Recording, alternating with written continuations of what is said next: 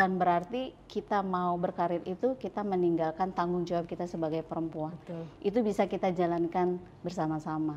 Insya Allah dengan ridho dari suami, anak-anak yang mengerti dan paham, justru karir kita akan jauh lebih baik. Khususnya di Sumbaksel, terus semangat, motivasi, tetap berkeinginan untuk maju, dan jangan lupa ikut program BPJS Ketenagakerjaan. Terima kasih Ibu.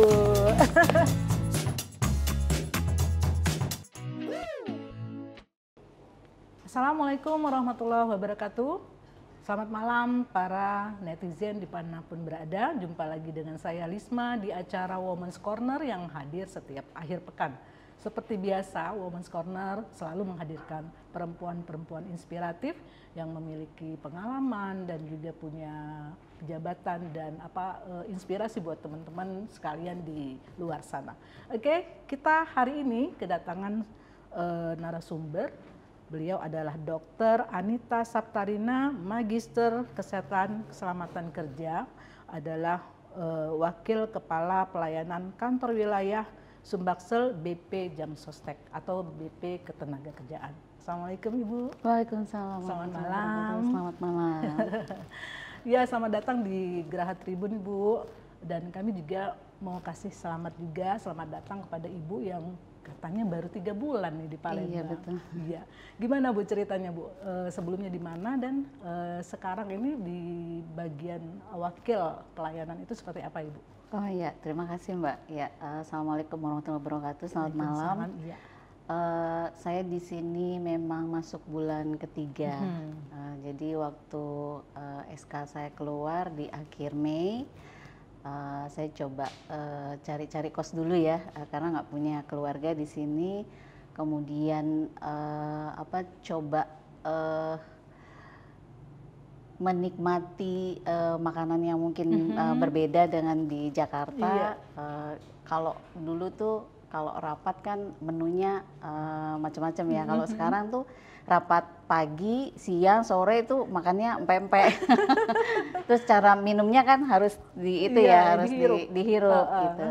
Awal-awal iya agak kaget juga, tapi lama-lama sudah terbiasa. Iya, udah nyicip pempek berarti. Sudah nyoba pempek, terus makanannya tuh saya suka. Pindang ya, pindang ikan, pindang iga gitu ya. Alhamdulillah suka. Iya. Awalnya sih cari kos itu masih pindah-pindah karena mungkin belum betah ya. Tapi sekarang sudah dekat dengan cocok. Mudah-mudahan betah. Iya. Nah ini saya dari tadi tuh pengen tanya, Ibu itu gelarnya dokter, tapi kok nyemplungnya ke BPJS ini gimana ceritanya Bu? ini mungkin agak sedikit memang awalnya saya lulus dokter umum itu sempat praktek. Praktek, kemudian saya juga bekerja di rumah sakit swasta di Jakarta.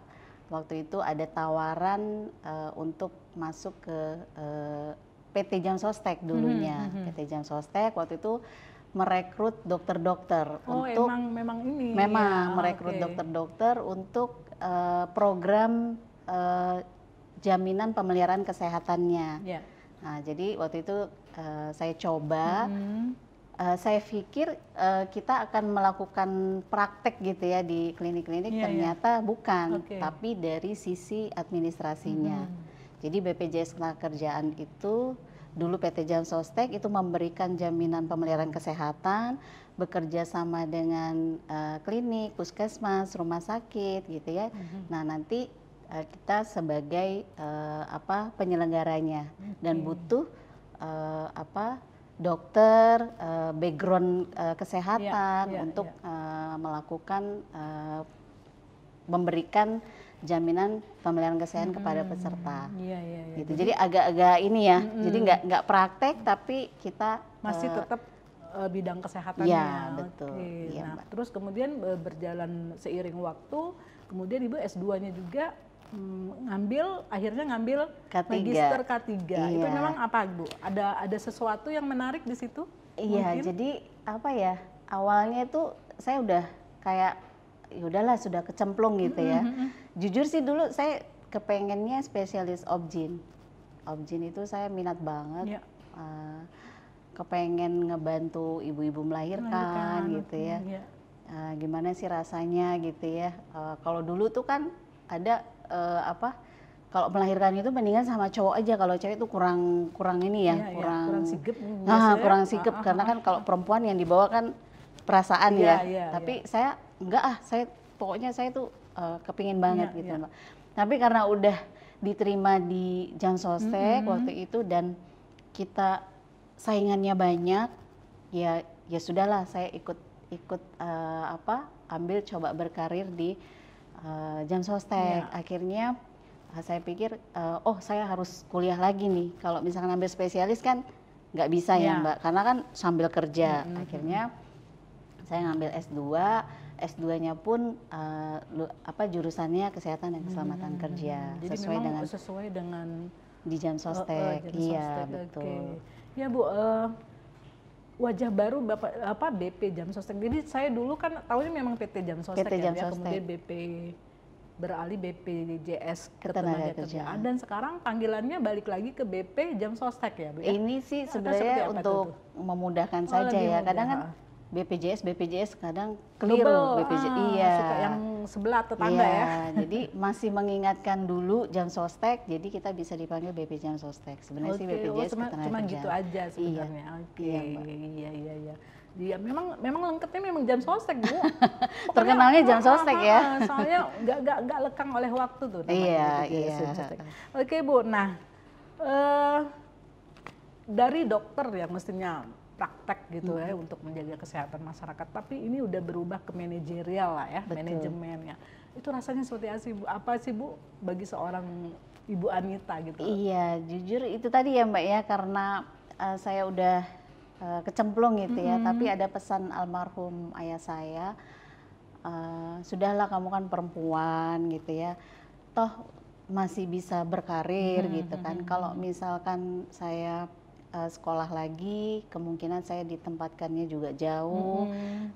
Saat itu saya mau sekolahnya juga nggak di UI gitu ya. Pertimbangannya saat itu juga belum nikah gitu ya. Jadi almarhum ayah saya sudahlah bisa kok berkarir di mana dimanapun. Dengan background pendidikan saya sebagai dokter, saya yakin saya bisa memberikan yang terbaik. Gitu. Iya, jadi memang di latar belakang keinginan yang luhur ya Bu ya. Betul. Dimanapun berada bisa. Awalnya sih, apakah saya bisa membantu melayani sesuai dengan tujuan utama saya dari awal gitu ya. Sempat ragu, tapi kesini sini justru di BPJS Ketenagakerjaan ini saya dapat membantu lebih banyak kepada peserta. Nah ini nih udah masuk nih, membantu masyarakat terutama pekerja. Ya. Nah mungkin Ibu boleh kasih gambaran kembali BPJS Ketenagakerjaan atau juga BP Jamsostek ini ngurusin apa sih Bu? Boleh Bu? Iya. Cerita sedikit ya kalau boleh ya. Jadi BPJS Ketenagakerjaan itu kita dulunya PT Jamsostek. Kita mempunyai sekarang 5 program, ada 5 manfaat program. Yang jaminan hari tua ini seperti tabungan, kemudian ada jaminan pensiun, kemudian ada jaminan kecelakaan kerja, kemudian ada jaminan kematian, yang terakhir adalah jaminan kehilangan pekerjaan. Untuk mereka yang terkena PHK.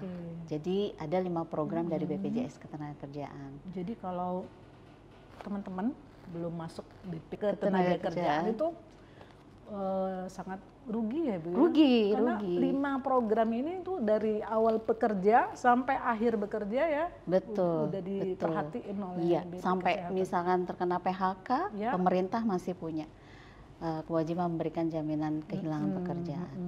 Nah Bu, karena kita Women's Corner, kira-kira boleh tahu nggak sih peta pekerja di Indonesia ini seperti apa? Apakah masih kebanyakan perempuan atau udah imbang nih antara perempuan dan laki-laki?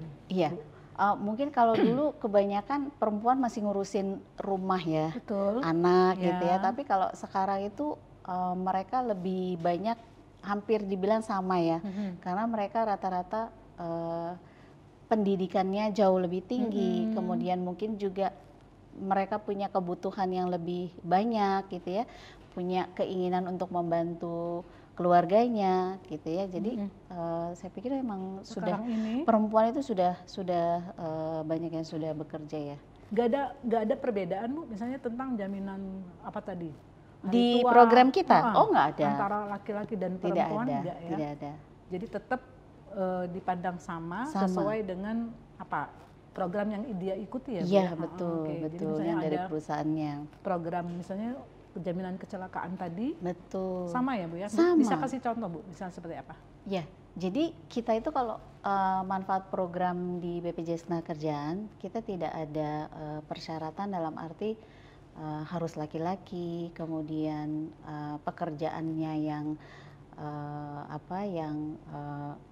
punya pemberi kerja gitu ya. Enggak, jadi semua pekerja yang mempunyai upah, ada penghasilan, mau dia ada pemberi kerjanya atau dia yang mandiri, itu mereka sudah bisa ikut program BPJS Ketenagakerjaan karena mereka punya risiko yang sama, kecelakaan, kematian, PHK.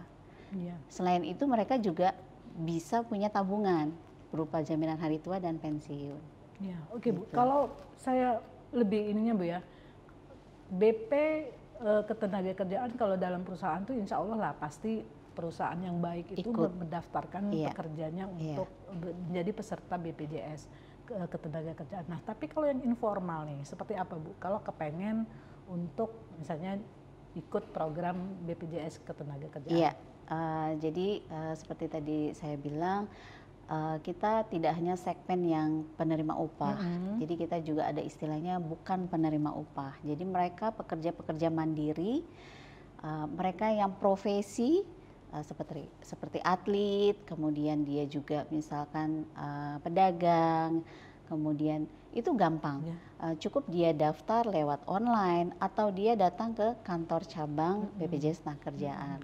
Nah, terkait itu tadi Bu, ada layanan baru dari BPJS, bukan baru ya mungkin sudah lama tapi belum banyak yang tahu tentang layanan mobile BPJS Ketenagakerjaan. Seperti apa itu Bu? Iya, jadi mungkin karena kita semakin semakin butuh cepat update ya informasi, hal-hal apa saja yang ada di BPJS Ketenagakerjaan, kita punya aplikasi Jam Sostek Mobile. Nah, Jam Sostek Mobile ini cukup di-download di HP, kemudian buat akun. Kalau peserta, dia ada nomor pesertanya, kemudian dia bisa cek saldo setiap hari, setiap bulan, dia tahu perusahaannya bayar atau menunggak, kemudian dia bisa dapat fasilitas-fasilitas lain selain program lain, misalkan kecelakaan kerjanya, dia bisa tahu klinik atau rumah sakit kerjasama ketika dia mengalami kecelakaan.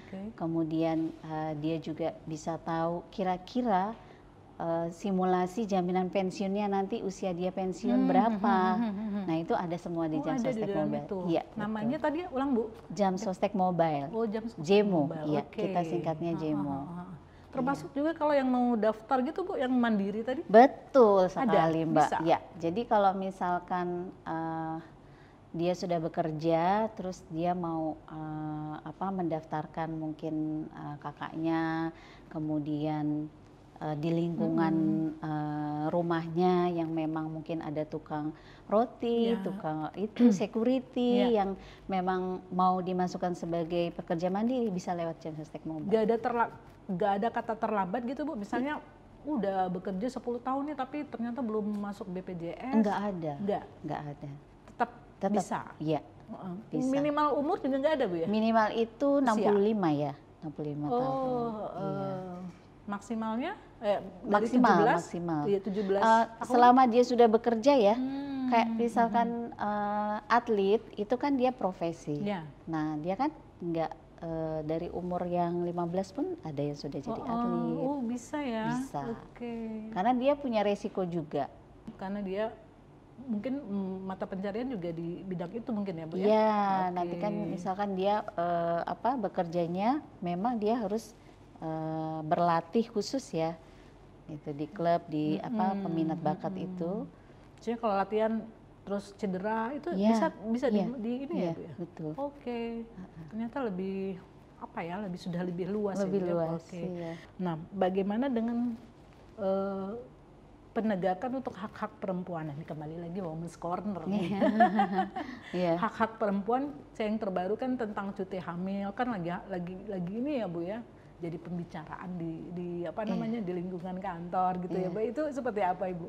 Maksudnya cuti hamil untuk di BPJS? Jadi BPJS melihat memperjuangkan hak-hak perempuan itu sebegitu detailnya sampai tentang cuti hamil, kemudian tentang ketika di PHK juga termasuk ya Bu ya. Iya, baik. Kalau dari saya sendiri ya, karena saya perempuan, terus saya bekerja di dulu namanya PT Jansostek, sekarang BPJS Tenagakerjaan. Hak saya sebagai perempuan, di mana waktu saya menikah, terus hamil, terus cuti melahirkan, itu tidak ada yang dikurangi, karena kita justru benar-benar mengikuti aturan dari Kemnakernya kan. Di saat itu juga justru perempuan itu ibaratnya kita diberikan juga kesempatan untuk berkarir. Jadi tidak ada istilah kalau perempuan itu ya jadi staf aja selama-lamanya gitu ya, karena nanti paling ngurusin anak gitu ya, banyak nggak masuknya gitu kan, kurang bisa berkembang. Tapi enggak, di BPJS Tenagakerjaan justru perempuan itu diberikan kesempatan yang sama untuk meningkatkan karirnya. Kalau memang dia berkemampuan itu tidak kita batasi, gitu. Contohnya ya saya pun diberi kesempatan untuk bisa berkarir seperti itu. Bu, kan sibuk dengan pekerjaan. Nah, gimana ceritanya dengan keluarga Bu? Bagaimana Ibu membagi waktu antara pekerja dan keluarga? Oh iya, saya punya anak 3 Mbak. Ya. Laki semua. Waduh. Jadi berempat sama bapaknya. Paling cantik dong. Paling cantik. Iya. Jadi paling cantik. Jadi memang butuh perjuangan ya. Di mana perempuan itu bekerja, kemudian juga punya anak laki-laki yang juga butuh bimbingan gitu ya. Tapi tujuan saya bekerja itu niat dari awal memang selain saya memberikan apa yang bisa saya berikan, tapi juga saya juga mempunyai tanggung jawab pada anak, kepada suami, seperti itu. Alhamdulillah ketika saya menerima sebagai wakil kepala pelayanan di Sumbakseh, anak saya dua-duanya sudah kuliah. Yang satu alhamdulillah di Unpad kedokteran, kemudian yang kedua baru masuk di Teknik Kimia UI. Nah, yang terakhir masih kecil nih karena masih SD kelas 5. Iya. Gitu. Kedokteran berarti ini ya Bu ya, ngikut. Nurutin Ibu. Nah itu seperti apa Bu? Maksudnya kan jarak jauh ya, anak di mana, ibunya di Palembang, itu seperti apa Bu? Iya, jadi bener ya kata orang dulu ya, kalau misalkan kita tuh ngikut orang tua gitu ya. Jadi anak saya yang pertama itu sebenarnya saya nggak mengarahkan dia untuk masuk kedokteran, tapi dia melihat orang tuanya, kebetulan papanya juga dokter. Tapi papanya bener-bener praktisi dokter ya di rumah sakit, sedangkan saya dokternya di BPJS. Nah, saya sempat tanya, kenapa Mas kok mau masuk kedokteran, nggak mau teknik atau apalah gitu ya? Bukan diarahin ya Bu ya? Enggak. Ya? Justru saya sempat bilang kalau bisa jangan dokter Mas, karena udah tahu capeknya seperti apa. Capeknya seperti apa, dan dia long life education. Dia harus belajar terus, belajar terus. Tapi dia bilang dia kepengen kayak mama sama papanya bisa membantu orang lebih banyak, dan disitulah saya pikir oh ya berarti nggak segala-galanya mereka itu hanya mengharapkan dari uang. Ya, jadi mungkin tidak ada halangan lagi bagi seorang perempuan ya Bu ya, untuk Nggak ada. meniti karir, tapi juga tetap bisa. Betul. Justru ke sini kalau saya lihat, justru di BPJS Tenagakerjaan ini diberikan kesempatan yang sama. Justru perempuan-perempuannya banyak yang menjadi leader. Iya, betul banget. Nggak kalah. Nggak kalah. Oke Bu, nah ini mungkin terakhir nih Bu ya, karena kita sesama perempuan bisa kasih quote untuk para pekerja perempuan, bagaimana menjadi strong woman dalam karir dan keluarga Bu. Silakan. Oh ya, ya ini yang agak sulit ya, agak sulit dalam arti semua itu kembali lagi pilihan dan perjuangan kalau perempuan, karena kodratnya kita perempuan masih ada keluarga, punya anak, punya suami. Ibaratnya kalau saya itu ketika saya sudah memutuskan untuk berkarir, mempunyai tanggung jawab lebih sebagai leader, berarti ada yang harus saya korbankan. Maksudnya bukan berarti ditinggalkan, tetapi memang waktu dan pikiran saya, tenaga saya mungkin lebih ke pekerjaan. Tetapi pesan saya Mbak, bukan berarti kita mau berkarir itu kita meninggalkan tanggung jawab kita sebagai perempuan. Betul. Itu bisa kita jalankan bersama-sama. Insya Allah dengan ridho dari suami, anak-anak yang mengerti dan paham, justru karir kita akan jauh lebih baik. Bisa ada pesan-pesan nggak buat pekerja-pekerja di luar sana, khususnya untuk pekerja perempuan? Pekerja perempuan ya, untuk pekerja-pekerja perempuan khususnya di Sumbaksel, terus semangat, motivasi, tetap berkeinginan untuk maju, dan jangan lupa ikut program BPJS Ketenagakerjaan. Iya, makasih Bu. Oke Bu, terima kasih bincang-bincang kita hari ini. Mudah-mudahan menjadi inspirasi buat teman-teman yang ingin perempuan ya, yang ingin meniti karir, baik seperti Ibu Anita di BUMN ataupun dengan karir di luar lainnya. Demikian Ibu, terima kasih banyak. Mudah-mudahan kita bertemu kembali. Wassalamualaikum warahmatullahi wabarakatuh.